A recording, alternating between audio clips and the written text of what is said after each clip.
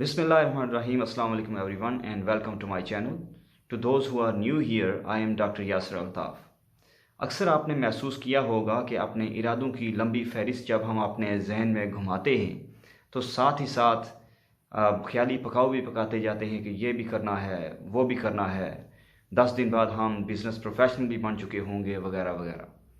लेकिन अमलन उन कामों में से कोई भी या तो हमने शुरू ही नहीं किया होगा या अगर शुरू किया होगा तो उसे छोड़ के दूसरा शुरू कर लेंगे, जिसकी एक वजह यह भी हो सकती है कि हमें पहले काम में कोई मुश्किल फेस करना पड़ी तो हमने कहा कि बाद में देख लेंगे। ये बाद में देख लेने का जज्बा सुस्ती कहलाता है। वक्ती तौर पे तो ये जज्बा महसूस होता है, लेकिन हकीकतन ये एक वसवसा है जो हमें लेस प्रोडक्टिव बनाता है। अगर आप भी किसी ऐसी सिचुएशन से दो चार हैं तो याद रखें कि इसका इलाज बहुत लाजमी है। माहिरीन ने इस मुसीबत से जान छुड़ाने के लिए बहुत से तरीके वज़ा किए हैं। आज हम भी इसी हवाले से बात करेंगे कि how to overcome procrastination. I have taken guidance for today's discussion from an article published in Forbes magazine in April 2016, जिसमें productivity commentator Vanessa Loder procrastination kill करने के कुछ टेक्निक्स बताती हैं, और उन्हीं कुछ टेक्निक्स में से हम कुछ अहम टेक्निक्स पे हम आज की डिस्कशन में बात करेंगे। The first technique is pick one task at a time. जो हमारे वो करने वाले कामों की लिस्ट है जिनकी हमने पहले बात की है, उनमें से किसी एक काम का इंतखाब करें और फिर सारा focus at any one time उसी के ऊपर रखें, क्योंकि अगर हम एक ही दफ़ा दिमाग को बहुत सारे कामों में उलझाएंगे तो नताइज अच्छे नहीं होंगे। The second technique is start today, यानी अब जब हमने काम तो सेलेक्ट कर लिया है तो फिर उसमें अभी शुरू करने में क्या मुज़ायका है। जितना हम काम से नज़रें चुराते रहेंगे कि कल शुरू करेंगे, परसों शुरू करेंगे, उतना ही मज़ीद सुस्त होते जाएंगे। आफ्टर पिकिंग द टास्क, जो अगला नेक्स्ट स्टेप है, इमीडिएटली उसको स्टार्ट करें। अगर आपको ये महसूस हो रहा हो कि आज उसके करने का टाइम हमारे पास नहीं है, तो apply the 5 minutes technique. Procrastination के मरीज़ों के लिए 5 मिनट टेक्निक एक मौसर इलाज है। इसमें हम बहुत ही छोटा टारगेट सेट करते हैं और 5 मिनट का टाइमर ऑन कर देते हैं। Then see the miracle of those 5 minutes every day. Research बताती है कि यही आगाज़ ही मुश्किल होता है। जब हम कोई काम स्टार्ट कर लेते हैं तो फिर उसके बाद नेचुरल, सुपर नेचुरल, हर तरह की पावर्स भी हमारे साथ होती हैं, बशर्ते कि काम जायज़ हो। क्योंकि अल्लाह कुरान में फरमाता है फ़ाइज़ा अज़मता फ़तवक्कल अलल्लाह, यानी जब आप इरादा कर लें तो फिर अल्लाह पे तवक्कल करें।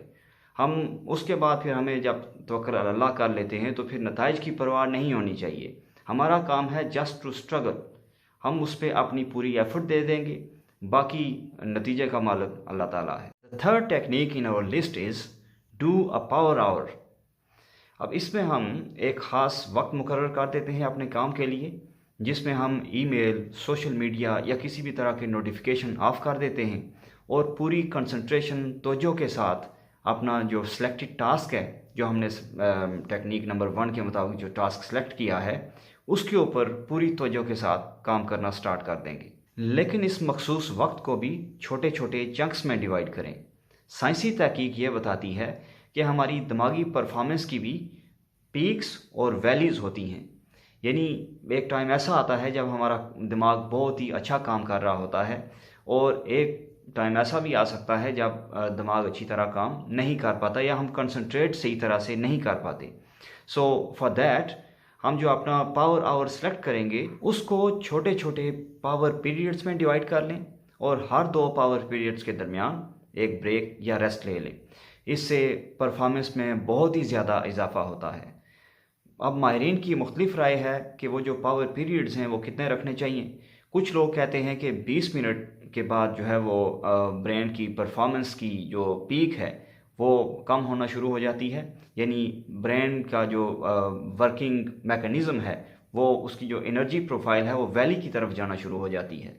या कुछ लोग ये भी कहते हैं कि 40 मिनट तक दिमाग का काम करने की सलाहियत दिमाग की वो 40 मिनट तक रहती है और उसके बाद परफॉर्मेंस डिग्रेड होना शुरू होती है।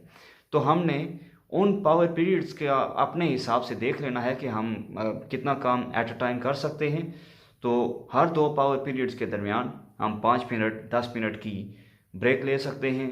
جس میں ہم ریسٹ کریں یا کچھ انٹرٹینمنٹ کر لیں یا کچھ کھا پی لیں، یہ ڈپینڈ کرتا ہے ہماری سچویشن پہ۔ The next technique is kill your procrastination with kindness. جو وقت گزر چکا ہے اس پہ پچھتانے کا کوئی فائدہ نہیں۔ ہم بھلے ہی ماضی کی سزا اپنے آپ کو دیتے رہیں، اس سے رزلٹ پروڈکٹیو نہیں ہوں گے۔ پچھتانے سے مایوسی آتی ہے، اور مایوسی آپ کو پتہ ہے بہت بڑا گناہ ہے۔ دین ایک اور بہت بڑی مؤثر ٹیکنیک جو ہے پروکریسٹینیشن کو کل کرنے کی، that is late it go.